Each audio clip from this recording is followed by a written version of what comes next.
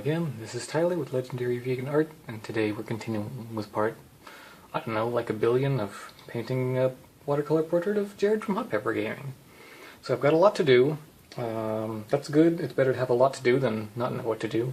I think today I'm going to continue painting the areas around the mouth, build up the red colors of the tongue and lips, make sure these edge definitions are how I want them to be, and work from there. See what I have to do after that if there's time.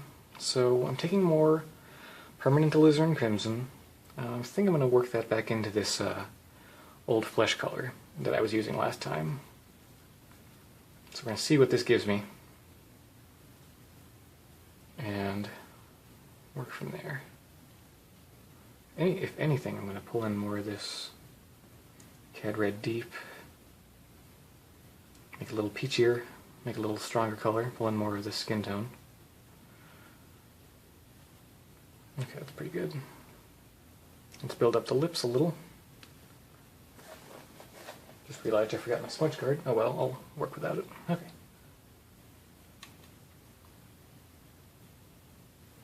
Hope I'm not sticking my head under the camera again. Sorry I keep doing that. It's a hard urge to fight to stick my head way close to see what I'm doing.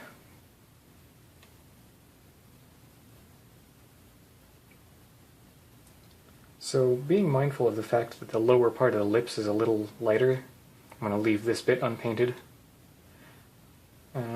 Actually, you know what? When I was reviewing this, I think I decided I should probably pull the lips down a little lower, because this lower lip is pretty wide, so I am going to come down a little lower. I think I may have pulled this part just slightly too far over, so I'm going to lift that up carefully. In fact, I got new brushes just for the purpose of lifting watercolor paint, because my normal brushes that I've been using up until now are pretty soft. Aren't that great at lifting and scrubbing. It's going to be hard while the paint's still wet, but I'm working with it. So I got these nice Premier Ray, I don't know, there's an accent here, I didn't notice that, amethyst brushes. They suddenly stocked my local AC Moore with all these garish purple-handled brushes, but for inexpensive synthetics, I think they'll do just fine for, you know, basic purposes like these. Just trying them out. I've literally never used them before just that moment. It's good when you find a workable brush that's not too expensive, because it is possible to get a very good or a very expensive brush. You know, that's good. It's worth paying for, but finding an inexpensive good brush is extra sweet. Let's pull this lip down. Again, it's really beneficial, the fact that I have to edit these as soon as I shoot them, or shortly after I shoot these videos. It really lets me reflect on what I've been painting and what my mistakes were and what to do next time. I'm probably going to be kicking myself for messing up this edge here while it's still wet. Anyway, we're going to take up more permanent alizarin crimson, someplace separate, and I'm going to go in with just pure color here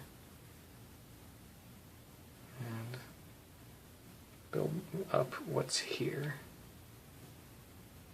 in the tongue area, and prime my brush off a little and just work into that black edge a little, try and soften that boundary.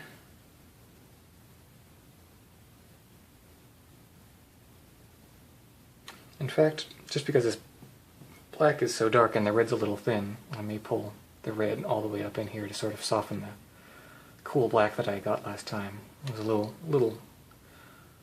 bluer than I wanted it to be, so this is going to help a lot. You know, I think I'm losing this this white area that I left for the teeth earlier. I don't know what to do about that just yet. Okay, soften this area. This black's going everywhere. I'm going to leave that for now. I think I'm going to learn my lesson about leaving things as they stand. Okay, this is a little easier to pick up now. Not completely done, but working on it.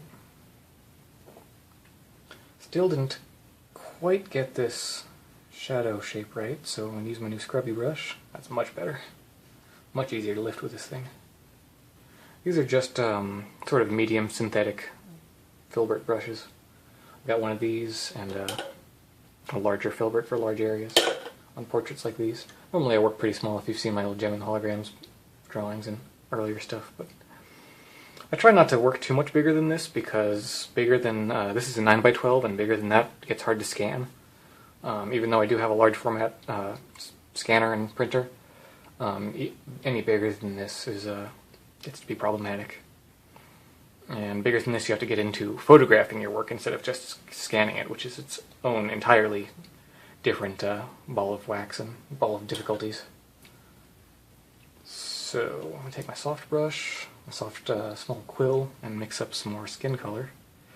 It's a little redder this time because I need to get in the rest of this flushed red skin tone. Get that off, get more of this.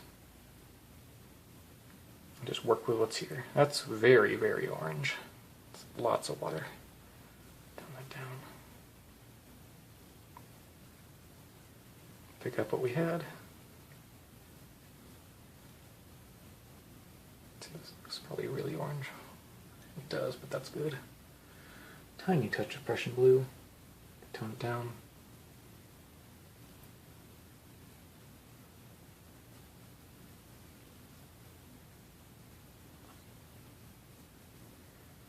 This, or that, and let's work with this.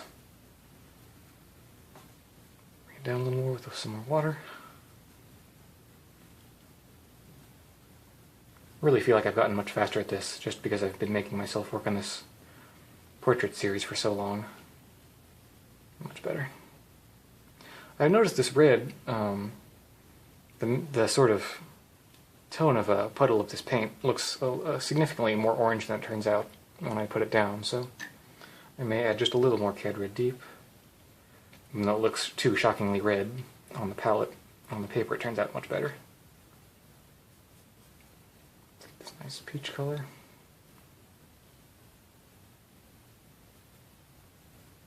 I'm also going to try and talk a little louder because every time I edit this and listen to myself I just say, "Talk louder, Tyler. Tyler, talk louder. Talk louder, Tyler. Talk louder."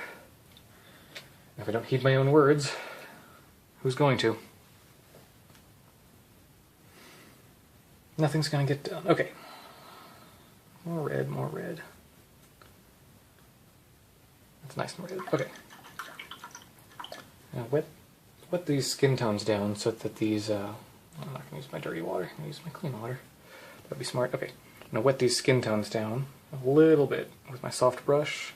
The soft brush will prevent any unwanted lifting of these colors. And the water will help the paint go down nice and smooth instead of pulling up a lot or getting hard edges, hard-edged areas. I keep seeing people do this and I keep meaning to do this more in my own painting. Wet the areas before putting color down. I don't do it often enough. I'll experiment with doing that a lot more today. Sometimes I've moved my head a lot to see where the water is, because I can't see too well. I hope it's coming up a little better in the video. I'm getting a little bit too much pooling here. Okay, let's go with this. Red, red, red. Lots of red.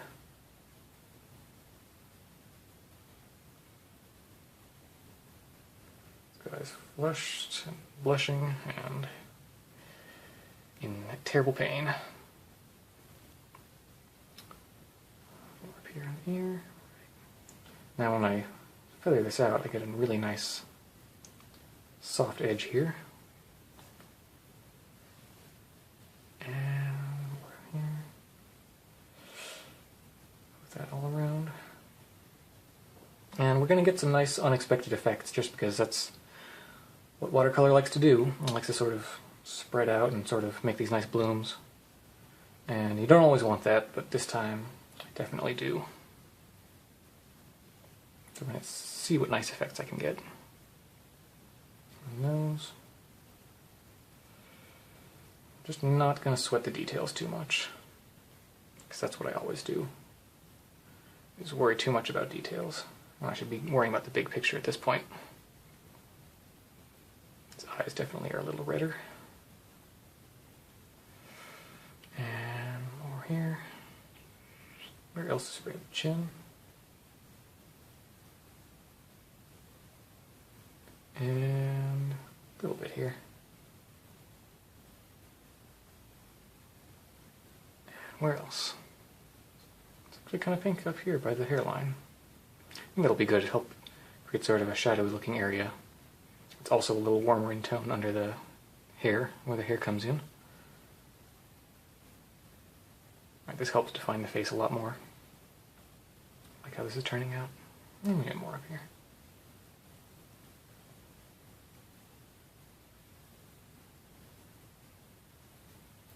I need to use just a little bit of this. I just said I wouldn't sweat the details, but a little more of this for this eyelid. Nice pink color. Okay. I'm not going to overdo it. I'm not going to worry too much about the details. Pull that in, and what else? Okay, I think I'm going to leave that. My brush. You know what? That might be a nice short session that I should just leave that wash to dry, and I should come back next video.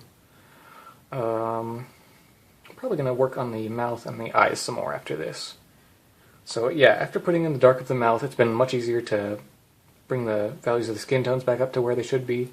I'm going to make any more judgments about the skin tone after this dries. I'm going to stop talking, and I'll be back in the next video. Until then, keep it vegan, guys. Bye-bye.